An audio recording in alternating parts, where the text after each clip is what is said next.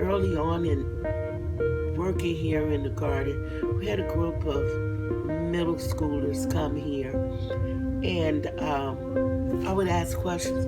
Where do you think carrots come from? Oh, off a tree, off the grocery store shelf. Then say, well, pull that right there, and they pull it up, and now it's like, wow, it comes out of the ground. To now, that's an interest. Where does eggplant? Does it grow on a bush? Do it grow on the vine? Where does the peas come from? It kind of wakes up those sensories in the mind that had not been touched upon, that now you're going to pay more attention to because you've had a glimpse. I'm Molly Doan. I'm the garden coordinator at Howard Area Community Garden. My name is Paula Acevedo. I am one of the directors at El Paseo Community Garden. My name is Angela Taylor. The garden that we are at today is the Fulton Street Flower and Vegetable Garden.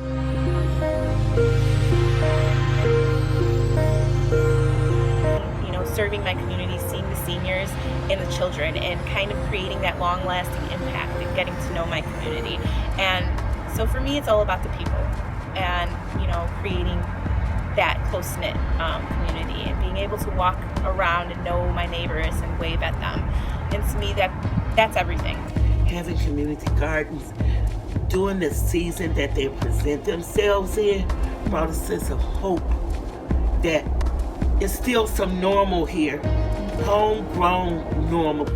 It's a public space outside where you can feel safe. And like, you know, I don't know about you, but as a woman, I don't always feel that comfortable, like just walking in a park.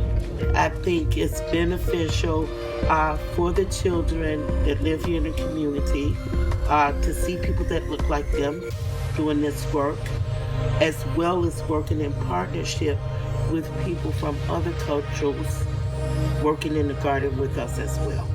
This is a really hard place, I think, to be like a Black or a Latino teenager, young person. There's a lot of going on. But,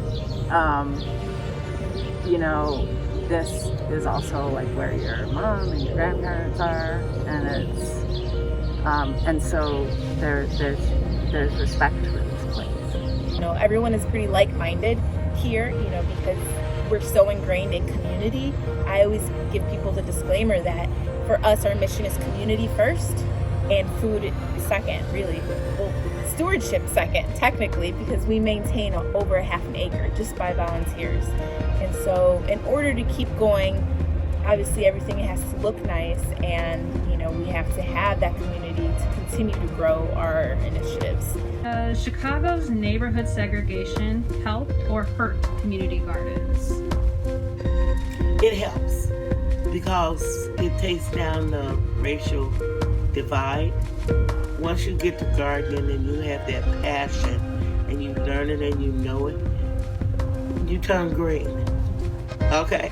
And so everybody and the conversation is so melted together that we all look and sound the same.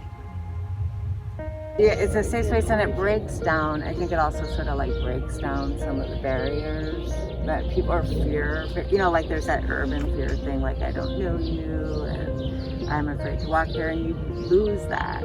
The more you are out here and you know those guys and you know those, you know, like you kind of know who's here. So it's about providing accessible resources to the community. So we're basically a platform for anybody that wants to do good or get involved or has a desire to do anything. They can reach out to us and get involved. During a pandemic where there's been so much stress and loss and just all kinds of negativity, people are able to just come to the garden and escape from whatever, you know, just to take a moment. There was a lot of food boxes coming into the community on the onset of the pandemic.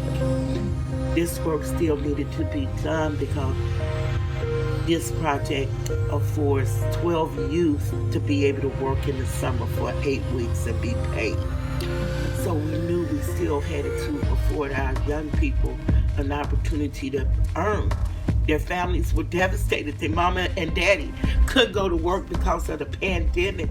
And then for them to not be able to work and earn something of their own, that was just not going to be tolerated. Community gardens in general, as far as food production, I mean, it helps promote healthy lifestyles, but we're also able to help those who are actually food insecure. That strongly addresses the food insecurity issue that we have here in Parkfield Park, because we actually do not have a grocery store. We need to be able to offer these opportunities to those who actually need them as well, and not just wanting to take a picture for their social media account. And so we're very diverse here. We've not only grown flowers and vegetables here, we've grown some families here as well, because we've had young women and young men that have started gardening with us here, met someone, brought them here to garden, and then voila, it's a marriage and a whole family that's growing out of here as well. So